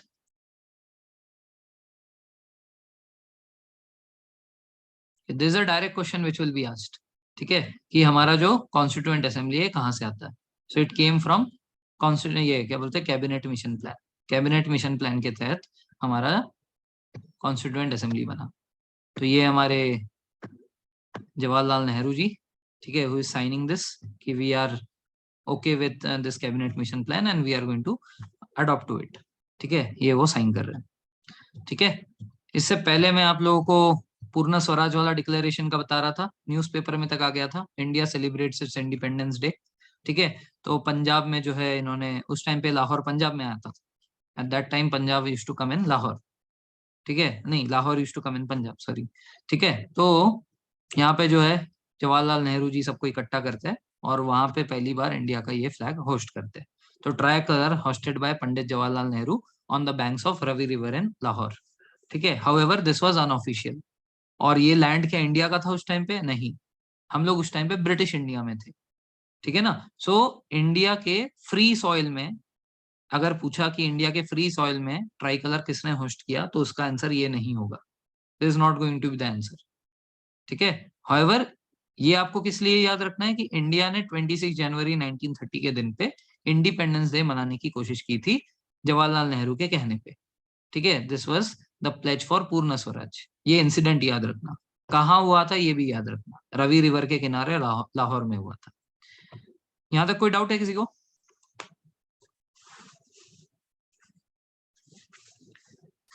अब फाइनली हमारा कॉन्स्टिट्यूशन बनने वाला है। ठीक है, अब हमारे पास कॉन्स्टिट्यूशन को बनाने के लिए कमिटी आ गई है जिसका नाम है कॉन्स्टिट्यूएंट असेंबली। ठीक है, now we have formed a constituent assembly. ठीक है, so composition of constituent assembly. अब ये कॉन्स्टिट्यूएंट असेंबली में कौन है? तो there were total 389 members in the constituent assembly. ठीक है ना। 389 मेंबर्स कॉन्स्टिट्यूएंट असेंबली में आए। कहां से आए? तो जैसे अभी हमने पढ़ा था, क्या कहा है इन्होंने कि some will be elected, some will be nominated. तो ये भी डायरेक्ट क्वेश्चन बनेगा कि कॉन्स्टिट्यूएंट असेंबली में लोग कहां से आए थे। तो पहला, प्रोविंस में इलेक्शंस हुए थे। प्रोविंस में इलेक्शन होने के बाद यहाँ से इलेक्टेड मेंबर कॉन्स्टिट्यूएंट असेंबली में आए। अलग अलग प्रोविंसेस थे, जैसे कि एक था north west province. North west province मतलब पंजाब, सिंध, ये सारा पाकिस्तान वाला एरिया, आज के डेट का पाकिस्तान, ये एक प्रोविंस है। ठीक है ना, आज के डेट का जो पाकिस्तान है उस टाइम पे नॉर्थ वेस्ट में पड़ता था। ठीक है, तो Punjab region, Sindh region, Balochistan region, ठीक है ना, ये सारा जो रीजन था ये हो गया एक प्रोविंस। दूसरा प्रोविंस बंगाल एंड असम। ठीक है, बंगाल एंड असम। तो बंगाल, उस टाइम पे जो बंगाल है वो आज का हमारा वेस्ट बंगाल प्लस बांग्लादेश, दोनों को मिला के Bengal province plus Assam province. तो बेसिकली पाकिस्तान के दो हिस्से बने थे, आपको पता होगा जब हमारा इंडियन वो हुआ था, इंडिपेंडेंस हुआ था, उस टाइम पे पाकिस्तान दो हिस्सों में था। एक जो आज हम लोग करंट देखते हैं, और दूसरा बांग्लादेश वाला एरिया भी था। ठीक है ना, तो इसको तीन हिस्सों में उस टाइम पे प्रोविंस बांटा गया था। तो एक हो गया नॉर्थ वेस्ट वाला साइड, एक हो गया बांग्लादेश वाला साइड, और एक है रेस्ट ऑफ इंडिया। ये तीन प्रोविंस बने थे मेनली। ठीक है, ऐसे तीन A B C करके तीन प्रोविंस बने थे। तो जैसे मैंने कहा उस टाइम पे स्टेट्स नहीं हुआ करते थे। उस टाइम पे इस तरीके से जैसे हमारा आज है आंध्र प्रदेश, है ना, केरला, तमिलनाडु, है ना, उसके बाद महाराष्ट्र, गुजरात, उस टाइम पे नहीं थे। उस टाइम पे ऐसे तीन क्लास था, A B and C। ए जो है वो हमारा ये है, पाकिस्तान वाला पूरा एरिया। ठीक है, बी जो है वो हमारा इंडिया का जो बचा कुचा एरिया है वो, और सी जो है वो बांग्लादेश वाला एरिया, ऐसा मानो। इन तीनों जगह में इलेक्शंस हुए, इलेक्टेड मेंबर्स वहां से आए। ठीक है, उसमें कुछ नॉमिनेटेड मेंबर्स थे। ये नॉमिनेटेड मेंबर्स कहाँ से है? प्रिंसली स्टेट से, जो कि राजा महाराजा रूल करते थे। जैसे कि निजाम ऑफ हैदराबाद। ठीक है, हैदराबाद में जो है निजाम्स थे उस टाइम पे। उसके बाद जम्मू कश्मीर उस टाइम पे राजा के अंडर में था। ठीक है, तंजनूर, तंजनूर जो है ये हमारे तमिलनाडु में आज के डेट में पड़ता है। तंजनूर उस टाइम पे एक प्रिंसली स्टेट्स था। तो ऐसे ही हर एक जो है राजा महाराजा अपने नॉमिनेटेड बंदों को भेजा था। ठीक है, तो ऐसे कुल मिला के कितने लोग थे हमारे? 389 मेंबर्स थे। ठीक है, so from where did they come? They came from various princely states, nominated members, and they came by getting elected from provinces. Clear है यहाँ तक? ओके, सो अब ये जो कॉन्स्टिट्यूएंट असेंबली बनी थी, कॉन्स्टिट्यूएंट असेंबली इंडिया का और पाकिस्तान का पार्टीशन होने से पहले बना था ना। बट जब तक जून 1947 आ गया, तो जून 1947 के 3 तारीख को, 3 जून 1947 को ये तय हो गया कि इंडिया और पाकिस्तान अलग होने वाला है, पार्टीशन हो जाएगा। ठीक है, तो जब इंडिया और पाकिस्तान का 3 जून 1947 के दिन ये तय हो गया कि पार्टीशन हो जाएगा, उस टाइम पे जो मुसलमान लोग थे, जो जैसे मुस्लिम लीग के जो मेंबर्स थे कॉन्स्टिट्यूएंट असेंबली में, जो कुछ प्रिंसली स्टेट्स पाकिस्तान के साथ जुड़ना चाहता था, वो लोग इसमें से माइनस हो गए। ठीक है ना, तो basically after the declaration of partition, ठीक है, after 3 June 1947, the members who were there in the constituent assembly were 299। 299 लोग जो है हमारे कॉन्स्टिट्यूएंट असेंबली में बचे। ये चीज समझ में आई? सो दिसंबर 1947 जब ये कॉन्स्टिट्यूएंट असेंबली बना था, उस टाइम पे 389 मेंबर्स थे। 3 जून, जब तक इंडिया और पाकिस्तान का डिवीजन नहीं हुआ था, तब तक 389 मेंबर्स ही रहे। जैसे ही पाकिस्तान का बंटवारा हो गया, तो मुस्लिम लीग के और princely state those who were supporting Pakistan, वो लोग हट गए यहाँ से। तो इसीलिए अब हमारे कॉन्स्टिट्यूएंट असेंबली में 299 मेंबर्स बचे। Is this clear? Okay, now when was this constituent assembly formed?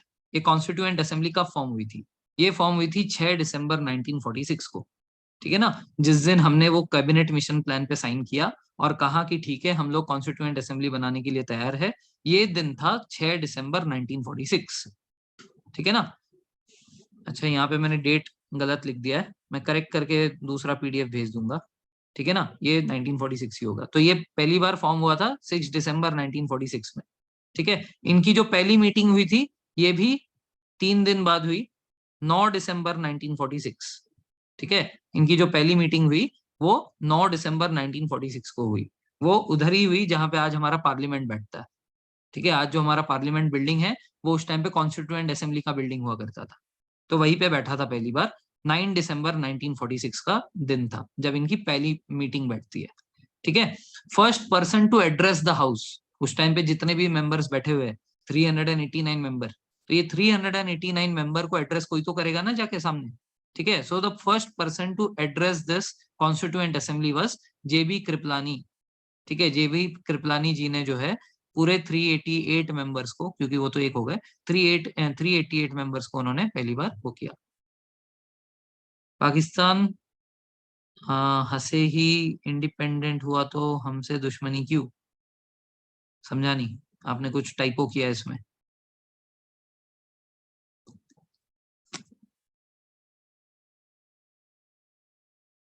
वैसे दुश्मनी हमसे सिर्फ कश्मीर के इशू को लेके है। आपका जो क्वेश्चन हमसे ही अलग हुआ है तो हमसे ही दुश्मनी क्यों? अच्छा हाँ, ठीक है, तो कश्मीर के इशू को लेकर उनको दुश्मनी है ना, कि जो जम्मू कश्मीर है वो कहते हैं कि हमारा होना चाहिए था, ठीक है, और इंडिया बोलती है कि हमारा है, और जम्मू कश्मीर के अलग ही है।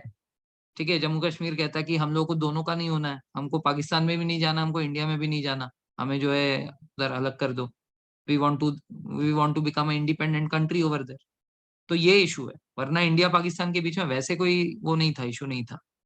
ठीक है, तो एनीवेज, तो अभी क्या है कि फॉर्मेशन डेट क्या है? 6 दिसंबर 1946। ठीक है, formation date is 6 December 1946 of the constituent assembly. ठीक है, फर्स्ट मीटिंग कब हुई? 9 दिसंबर 1946 को जो है इसकी पहली मीटिंग हुई। पहले पर्सन जिसने सबको एड्रेस किया वो थे जेबी कृपलानी जी। ठीक है ना। अब पहली मीटिंग है ना, कोई इसमें से कोई लीडर कैसे बन सकता है? How can a person become leader when everyone is new to the house? तो कोई बनेगा नहीं। इसीलिए एक टेम्पररी प्रेसिडेंट बनाने की जरूरत थी। ठीक है, जो कि सबसे सीनियर मोस्ट मेंबर बने। ठीक है, तो सबसे सीनियर मोस्ट मेंबर जो हाउस में थे वो थे Sachchidananda Sinha. He became the first temporary president of constituent assembly. जैसे आज के डेट में आपने लोकसभा में स्पीकर देखा होगा, तो जो स्पीकर होता है वो पूरे हाउस का लीडर होता है। वैसे ही यहाँ पे जो हमारा कॉन्स्टिट्यूएंट असेंबली है, वहां पे एक प्रेसिडेंट की जरूरत थी जो कि पूरे हाउस को चलाएगा। ठीक है, अब सब लोग नए हैं, everyone have entered the house on 6 December 1946। तो इसमें से कौन कौन प्रेसिडेंट बनेगा, इसका चयन कैसे होगा? है ना। तो इसीलिए क्या है कि the first president who was made to be the president was the most senior member of the house. वो थे साचिदानंद सिन्हा। तो वो जो है first temporary president of constituent assembly बने। ठीक है, तो ये कब हुआ? ये पहली मीटिंग के दिन हुआ। पहली मीटिंग कब हुई थी? 9 दिसंबर 1946 को हुई थी। ठीक है, तो उसके 2 दिन बाद इन्होंने इलेक्शन करवाए, और इलेक्शन करके राजेंद्र प्रसाद जी जो है वो हमारे पहले कॉन्स्टिट्यूएंट असेंबली के प्रेसिडेंट रहे। और पहले के बाद कोई दूसरे आए ही नहीं। 1946 से लेकर 1950 तक जब तक कॉन्स्टिट्यूएंट असेंबली था, तब तक वही प्रेसिडेंट रहे थे। तो Rajendra Prasad continued to be the president of Constituent Assembly for the entire duration from 1946, 11 December 1946 up to 26 January 1950। तब तक वही जो है कॉन्स्टिट्यूएंट असेंबली के प्रेसिडेंट रहे। और उसके बाद जैसे ही इंडिया को आजादी मिल गई थी और इंडिया रिपब्लिक बन गया था 1950 में, तब से वो हमारे प्रेसिडेंट भी रहे। ठीक है, he continued as a president of the country also. ठीक है ना। तो कॉन्स्टिट्यूएंट असेंबली के कौन कौन से इंपॉर्टेंट चीजें हमें याद रखना है? पहले तो टोटल मेंबर्स कितने थे, और पाकिस्तान अलग होने के बाद कितने मेंबर्स बचे। तो टोटल 389 मेंबर्स थे, पाकिस्तान अलग होने के बाद 299 मेंबर्स बचे। ठीक है ना।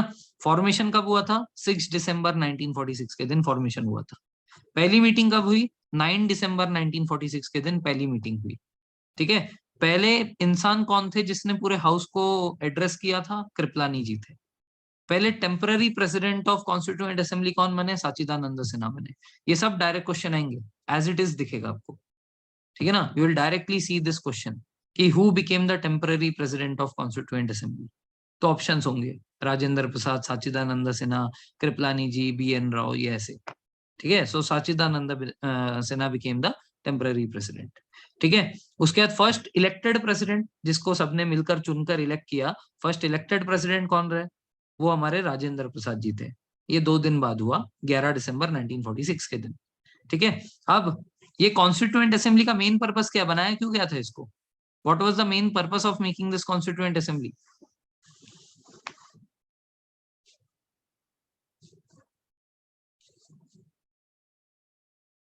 पॉलिटी में क्या इंपॉर्टेंट है?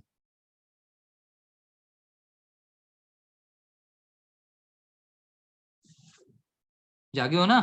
हाँ, कॉन्स्टिट्यूशन बनाने के लिए, to frame laws and rule.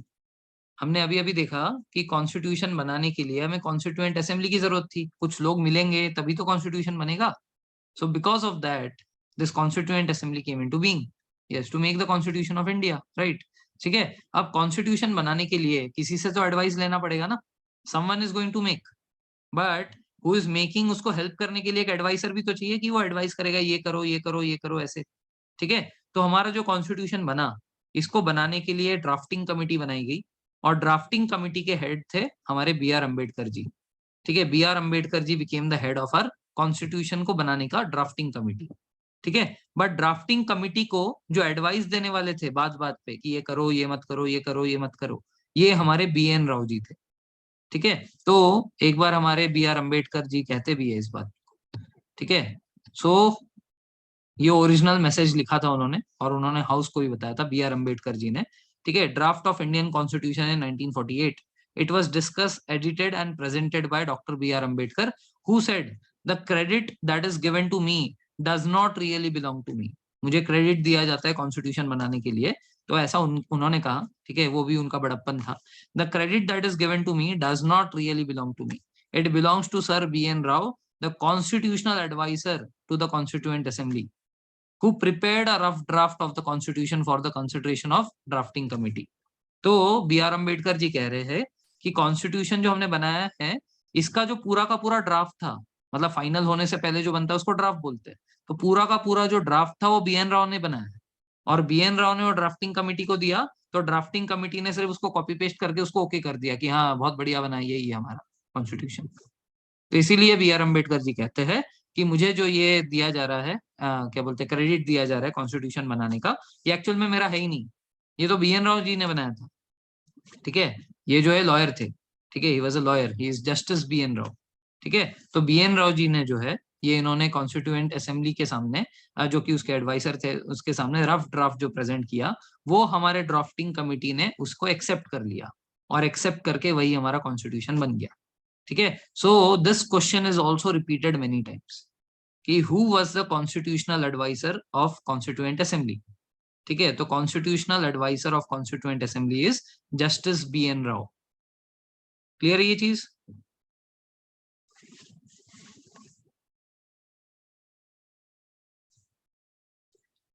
Okay, ठीक है, तो अब कॉन्स्टिट्यूशन कोई तो बना रहा है, तो किसने बनाया ये कॉन्स्टिट्यूशन? तो कॉन्स्टिट्यूशन बनाया हमारे ड्राफ्टिंग कमिटी ने।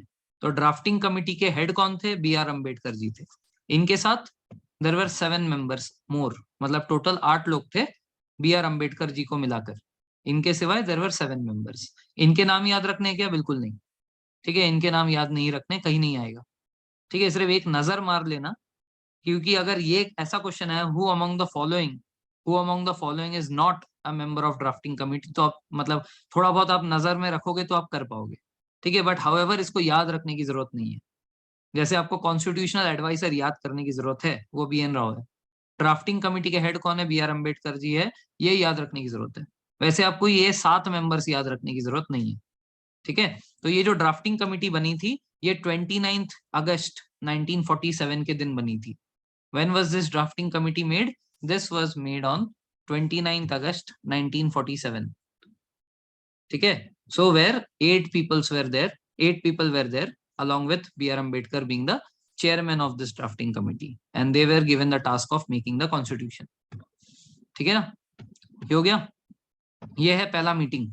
The photo which you can see is a black and white photo of the first meeting of the क्या बोलते हैं, constituent assembly which is going on। ठीक है, तो आज के डेट में भी आप अगर लोकसभा देखोगे तो ऐसे ही कुछ होता है ना, ऐसे सेमी सर्कल वे में सब बैठते हैं। यस, तो ये वही हॉल है, अभी भी वही हॉल में मीटिंग होती है। ठीक है, इसके बाद 13 दिसंबर, देखो 11 दिसंबर तक हमने देख लिया था। 11 दिसंबर 1946 हमारे राजेंद्र प्रसाद जी जो है प्रेसिडेंट ऑफ कॉन्स्टिट्यूएंट असेंबली बन गए थे। गोइंग फॉरवर्ड 13 दिसंबर, 2 दिन बाद 13 दिसंबर 1946 ऑब्जेक्टिव रेजोल्यूशन की, अभी हमें मेन काम क्या है कॉन्स्टिट्यूएंट असेंबली का? कॉन्स्टिट्यूशन बनाना। तो कॉन्स्टिट्यूशन बनाना है तो पता होना चाहिए ना कौन से पर्पस से हम कॉन्स्टिट्यूशन बना रहे हैं। ठीक है, सो इसको बोलते हैं objective resolution, to find out की what is the objective of making this constitution.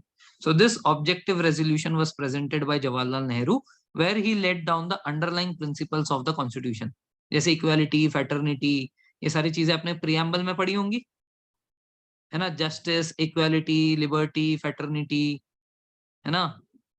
ये सारी जो चीजें अपने प्रियम्बल में पढ़ी है, ये सारी चीजें जवाहरलाल नेहरू जी ने ऑब्जेक्टिव रेजोल्यूशन में पेश किया था. So objective resolution was presented by Jawaharlal Nehru, laying down the underlying principles of constitution. The principles later became the preamble of constitution. ठीक है, तो ये भी डायरेक्ट क्वेश्चन आता है. This will also be asked as a direct question कि आज हमारा जो प्रियम्बल है ये कहाँ से लिया गया है. So it has been taken from objective resolution presented by Jawaharlal Nehru on 13 December 1946. ठीक है ना. सो ये जो प्रियम्बल है इसका वो कहाँ से आता है, what is the source of preamble. तो source of preamble is objective resolution which was presented by Pandit Jawaharlal Nehru on 13 December 1946. अब इन्होंने प्रेजेंट किया. ठीक है, एक इंसान के प्रेजेंट करने से सब लोग थोड़ी मान जाते हैं. तो इसके ऊपर वोटिंग होती है. तो वोटिंग हुई. तो वोटिंग होने के बाद, ठीक है, वोटिंग होने के बाद 22 जनवरी 1947, वोटिंग होने के बाद 22 जनवरी 1947 के दिन objective resolution was adopted by the whole constituent assembly. सब लोग मान गए कि हमें इसको अडॉप्ट कर लेना चाहिए. बहुत अच्छे प्रोविजन है. इक्वालिटी, लिबर्टी, फ्रेटर्निटी, कितने उच्च उच्च विचार है. ठीक है, तो इसको हमें अडॉप्ट कर लेना चाहिए. ऐसा 22 जनवरी 1947 के दिन हुआ. क्या ये डेट इंपॉर्टेंट है? नहीं. क्या ये ऊपर वाला डेट इंपॉर्टेंट है 13 दिसंबर? नहीं. क्या ये 11 दिसंबर 1946 इंपॉर्टेंट है? नहीं. ये सारे डेट्स इंपॉर्टेंट नहीं है. कौन सा डेट इंपॉर्टेंट है? पहली बार कॉन्स्टिट्यूएंट असेंबली कब बना? 6 दिसंबर 1946 के दिन बना. ये इंपॉर्टेंट है. इनकी पहली मीटिंग कब हुई? 9 दिसंबर को हुई. ये डेट इंपॉर्टेंट है. सिर्फ ये दोनों डेट इंपॉर्टेंट है. बाकी तो मैं आपको कहानी सुना रहा हूँ तो उसका फ्लो बता रहा हूँ कि इसके बाद ये हुआ, इसके बाद ये हुआ. This is only for the chronology. ठीक है, अमित शाह जी कहते हैं ना क्रोनोलॉजी समझिए, तो बस उसी लिए बता रहा हूँ. ठीक है, वरना आपको इतना सारा डेट याद रखने की जरूरत नहीं है, वरना आप अपना बर्थडे भूल जाओगे. ठीक है, कोई बर्थडे पूछेगा बोले 9 दिसंबर. ठीक है, so do not remember so many dates, just 1 or 2 dates are important. Right. So ये जो है ऑब्जेक्टिव रेजोल्यूशन जो है अडॉप्ट हो गया. उसके बाद 22 जुलाई 1947, 22 जुलाई 1947, तो 3 जुलाई 1947 के दिन ये डिसाइड हो गया था कि इंडिया और पाकिस्तान सेपरेट होने वाला है. ठीक है, 3 जून 1947 ये डिसाइड हो गया था कि इंडिया पाकिस्तान अलग होने वाला है. तो अब इंडिया अलग होगा तो उसके लिए एक फ्लैग बनाना पड़ेगा ना. सो इंडिया का जो नेशनल फ्लैग है ये अडॉप्ट किया गया 22 जुलाई 1947 के दिन. Indian national flag was adopted which we see today. आज जो हम फ्लैग देखते हैं बीच में वो नहीं है, जो गांधी जी का जो चरखा था ना वो नहीं है. अब जो आज हम लोग जो फ्लैग देखते हैं वो वाला फ्लैग अडॉप्ट किया गया था 22 जुलाई 1947 के दिन. ठीक है ना, ये इंपॉर्टेंट है, इस डेट को याद रखिए. 22 जुलाई 1947 Indian national flag was adopted. So far so good. Any doubt so far?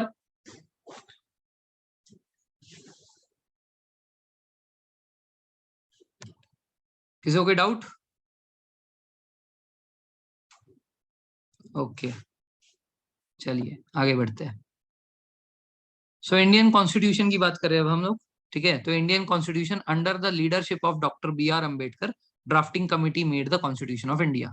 ठीक है, जो हमारे B.R. अम्बेडकर जी है वो हमारे ड्राफ्टिंग कमिटी के हेड थे. उनके अंडर में जो है कॉन्स्टिट्यूशन ऑफ इंडिया बनाई गई. इसके बारे में फैक्ट ये है कि ये लेंथीएस्ट कॉन्स्टिट्यूशन है पूरे दुनिया में. ये सबसे ज्यादा मोटा कॉन्स्टिट्यूशन है. The written form of constitution इससे ज्यादा लेंथीएस्ट किसी कंट्री का नहीं है. ठीक है, so we can be proud that our constitution makers B.R. Ambedkar and his team had made the lengthiest constitution of the world. ठीक है, ये लेंदी क्यों बना? क्योंकि हमने 10 कंट्री से प्रोविजंस चुराए थे. ठीक है, जिसको वो कहते हैं कि बोरो किए थे. ठीक है, the provisions of Indian constitution has been borrowed from 10 countries along with government of India act 1935. अंग्रेजों के रहते रहते उन्होंने government of India act pass किया था 1935 में. हमने उससे कुछ प्रोविजंस लिए हैं हमारे कॉन्स्टिट्यूशन में और 10 और कंट्रीज से हमने प्रोविजंस लिए. तो 10 कंट्री से और गवर्नमेंट ऑफ इंडिया से इतने सारे प्रोविजंस जब हमने दूसरों से लिए हैं इसके वजह से वो लेंदी बन गया. ठीक है, तो ऑपोजिशन पार्टी जो बैठी थी उसने ये अक्यूज किया था B.R. अम्बेडकर जी को और ड्राफ्टिंग कमिटी को कि आपने दूसरों से चोरी की है. तो इसके ऊपर B.R. अम्बेडकर जी ने एक स्टेटमेंट दिया था. क्या स्टेटमेंट था? As to the acquisition that drafting committee has reproduced a good part of provision of the Constitution from Government of India Act and from other countries, I make no apologies. ठीक है, मैंने copy किया है और मैं बड़े गर्व से कह रहा हूँ। ठीक है, आई मेक नो अपोलॉजीज, मैं किसी को सॉरी नहीं बोलूंगा। ठीक है, there is nothing to be ashamed of borrowing. ठीक है, there is nothing to be ashamed of borrowing. ठीक है, काश ये बात मुझे पहले पता होती। स्कूल में जब मैं किसी से स्केल मांगता था तो टीचर बोलती शर्म नहीं आती, you can't carry your own things, are you not ashamed. तो मैं बोलता था ये बी आर अम्बेडकर जी ने कहा, ये there is nothing to be ashamed in borrowing. ठीक है, इट इन्वॉल्व्स नो प्लेगरिज्म। ठीक है, इसमें कोई प्लेगरिज्म नहीं है। वो कहते हैं कि किसी ने भी पूरे दुनिया में कॉन्स्टिट्यूशन बनाने का पेटेंट नहीं ले रखा है। ठीक है, there has been no patent given to any country to make the constitution. जो कॉन्स्टिट्यूशन है ये सबका है। हमें बहुत काम की चीज पता चल गई आज। अच्छा, ठीक है, so nobody holds any patent rights of fundamental ideas of the constitution. Constitution अगर किसी ने बनाया वो अच्छा है तो दूसरा देश उसको ले सकता है। ठीक है, वरना उसने बनाया तो मैं नहीं बनाऊंगा, ऐसे कैसे? फिर तो मेरे कंट्री में वो अच्छी चीज आई नहीं ना। तो उनका जो कहना है वो एक तरीके से अच्छा है, इट इज गुड थिंग। अगर फ्रांस ने कुछ अच्छा किया तो अगर मैं अपनी कंट्री में उसको करने जाऊँ तो बोलेगा कॉपी किया है। ऐसा तो सही नहीं है, फिर वो तो अच्छी चीज मेरे कंट्री में आएगी नहीं फिर कभी। जिसने पहली बार बना लिया दूसरा कंट्री ले ही नहीं सकता। सो दैट इज वाई वो कहते हैं कि ऐसा कोई पेटेंट नहीं है। जो दूसरे कंट्री में अच्छा है, हमने बहुत सारे कंट्रीज के कॉन्स्टिट्यूशन को स्टडी करके सिर्फ अच्छे अच्छे पॉइंट्स लिए। That is why we can say that our constitution has been made the best. हमारा जो कॉन्स्टिट्यूशन है ये बेस्ट बना है, ऐसा आपको कहीं नहीं मिलेगा। ठीक है ना, ऐसा हमारे बी आर अम्बेडकर जी का कहना था, जो कि एक तरीके से सही भी है। ठीक है, सो आज के डेट में हमारा अगर हम लोग कॉन्स्टिट्यूशन देखें तो कॉन्स्टिट्यूशन के अंदर ओरिजिनली आर्टिकल 395 थे। समय के साथ साथ उसमें चेंजेस आए, आज हमारे पास आर्टिकल 448 है। So originally there were 395 articles. ठीक है, and currently we are having 448 articles. Originally there were 22 parts and now 3 parts have been added. ठीक है, now we are having 25 parts. Originally there were 8 schedules. Schedules का मतलब सब topic मान लो। ठीक है, originally there were 8 schedules, now we are having 12 schedules. ठीक है ना, इसका मतलब क्या हमारे कॉन्स्टिट्यूशन में चेंजेस हो सकते हैं? Yes, we can still make changes to the constitution. That is why our Indian constitution is called as a living document. ठीक है, ये जो है ये ऑब्सोलेट नहीं है कि एक बार बना दिया और उसमें कुछ नहीं हो सकता, वो जो लिखा है वही फॉलो करो। ये लिविंग डॉक्यूमेंट है। समय की नीड के साथ साथ हम इसके अंदर अमेंडमेंट्स कर सकते हैं। अमेंडमेंट करने वाला जो प्रोविजन है ये हमारे आर्टिकल 368 में लिखा हुआ है कि we can make amendments to the constitution. और ये हमने साउथ अफ्रीका से लिया है। We have taken this provision from South Africa. ये उनसे अच्छी बात लगी हमें कि भाई हमारे कॉन्स्टिट्यूशन में अमेंडमेंट होते रहना चाहिए समय की नीड के साथ साथ। ठीक है, so our constitution is a living document, it can be amended from time to time. ठीक है, and this amendments can be made by the parliament, जो कि हमारे लॉ मेकर्स है। तो आज के डेट तक टोटल 104 अमेंडमेंट्स हुए हैं। ठीक है, so far there has been 104 amendments made to the constitution. ठीक है, अब इतना सारा रिसर्च करने के लिए, ठीक है, कौन से कंट्री का अच्छा है कौन से कंट्री का नहीं है, ठीक है, इसको करने के लिए समय लगा होगा ना। So totally we took 2 years 11 months and 18 days time to frame the constitution. ठीक है, it took 2 years 11 months and 18 days to complete the constitution. ठीक है, 11 सेशन लगे। ठीक है, विंटर सेशन समर सेशन ऐसे करते करते टोटल 11 सेशंस की जरूरत पड़ी। तो यहाँ पे फिर से 2 डायरेक्ट क्वेश्चन बनते हैं। ठीक है, पहला कि कॉन्स्टिट्यूशन बनाने के लिए कितना समय लगा था, ये डायरेक्ट आपको दिखेगा 2 year 11 months 18 days। This you will find directly in the options. ठीक है, और the other way of asking this question is how many sessions where taken. ठीक है, टू फ्रेम द कॉन्स्टिट्यूशन, तो 11 sessions where taken, direct question है। ठीक है, तो फाइनली ये जो कॉन्स्टिट्यूशन है ये कब बन गया? Finally the constitution was ratified. Ratified मतलब इट वाज अप्रूव्ड। ठीक है, it was approved by all the members of constituent assembly on 26 November 1949। 26 November 1949 के दिन पे ये जो है हमारा अप्रूव हो चुका था। ठीक है, कि हमारे देश का ये संविधान बनेगा।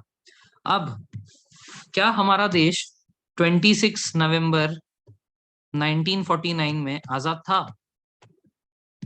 On this day India was independent or not?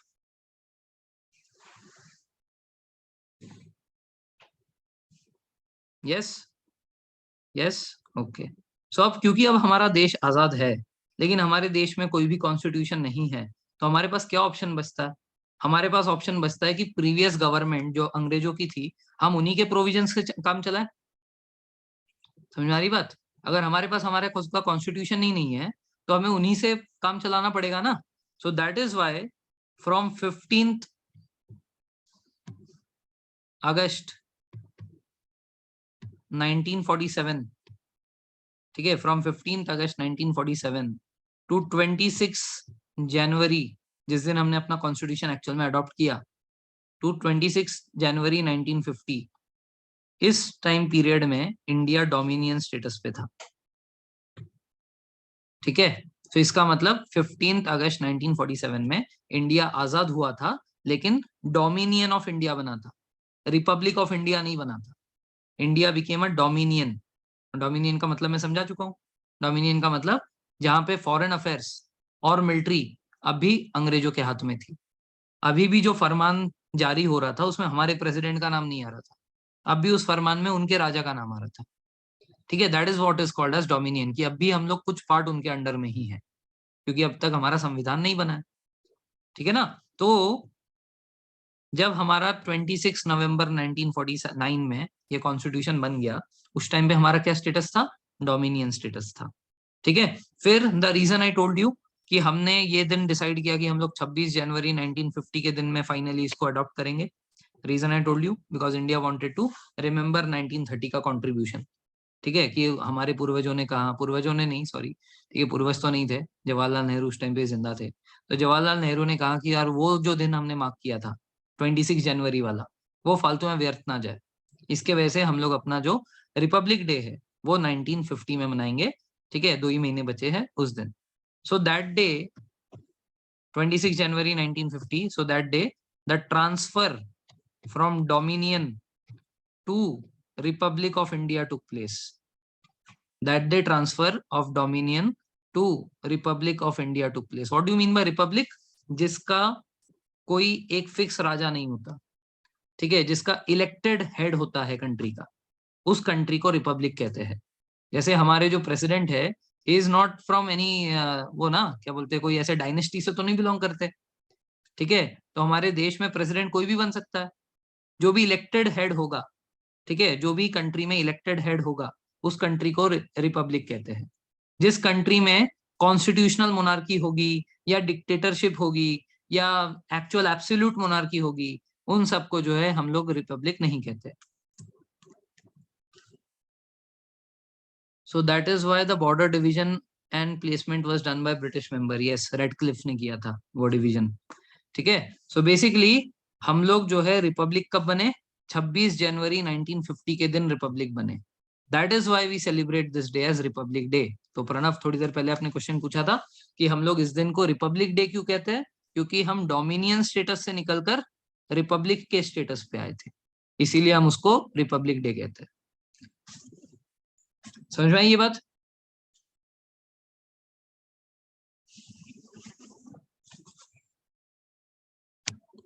Any doubt so far? Okay, now this are the features which are taken from other countries, जिसको आज नहीं पढ़ेंगे हम लोग। ठीक है, इस सारे, ये रटने वाली चीज है, आपको मैं समझाऊंगा तो भी समझ में नहीं आएगा। ठीक है, आधे लोगों को तो मैं पहले पढ़ा दिया है।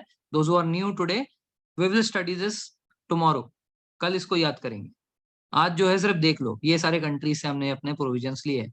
ब्रिटेन से लिया है, आयरलैंड से लिया है, यूएस से लिया है, कनाडा से लिया है, ऑस्ट्रेलिया से, रशिया से, फ्रांस से, जर्मन से, साउथ अफ्रीका से और जापान से। 1 2 3 4 5 6 7 8 9 10, 10 कंट्री से। नाउ इसमें से क्वेश्चन आते हैं, इसका बहुत बड़ा एग्जाम्पल है। This time in India question was asked कि पार्लियामेंट्री फॉर्म ऑफ गवर्नमेंट हमने कौन से कंट्री से लिया है। ठीक है, तो हमारा जो इंडिया का पार्लियामेंट है ये कौन से कंट्री का है? तो उसमें आंसर में जो है यूके था मेरे ख्याल से, तो यहाँ पे ब्रिटेन है, तो वही यूके ब्रिटेन वो सेम ही है। ठीक है, सो ब्रिटेन इज द आंसर, या यूके नहीं, इंग्लैंड था शायद ऑप्शन में। ठीक है, सो ब्रिटेन इज द आंसर।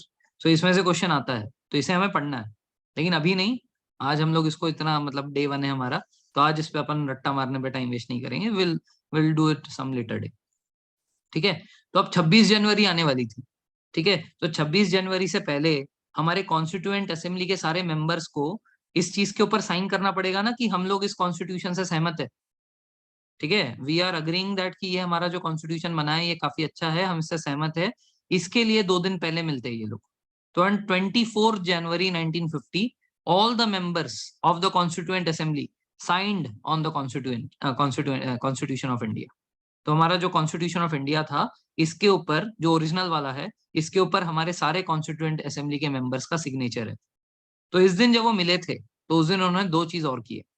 ठीक है, on this day Jana Gana Mana which is our national anthem, this was adopted as our national anthem. इसको जो है हमने नेशनल एंथम के तौर पे अडॉप्ट किया था। Second, Vande Mataram was also adopted as our national song. ठीक है, तो उस दिन हमारे प्रेसिडेंट साहब ने, राजेंद्र प्रसाद ने ये कहा था कि नेशनल एंथम 2 नहीं हो सकते, कोई भी देश में एक ही हो सकता है। इसलिए हम जन गण मन को अगर हमारा नेशनल एंथम बना रहे हैं, तो वंदे मातरम का भी बहुत इंपॉर्टेंट रोल है। इसको भी सेम औहदा दिया जाएगा नेशनल एंथम जैसा, सिर्फ उसको नेशनल एंथम नहीं कहेंगे, नेशनल सॉन्ग कहेंगे।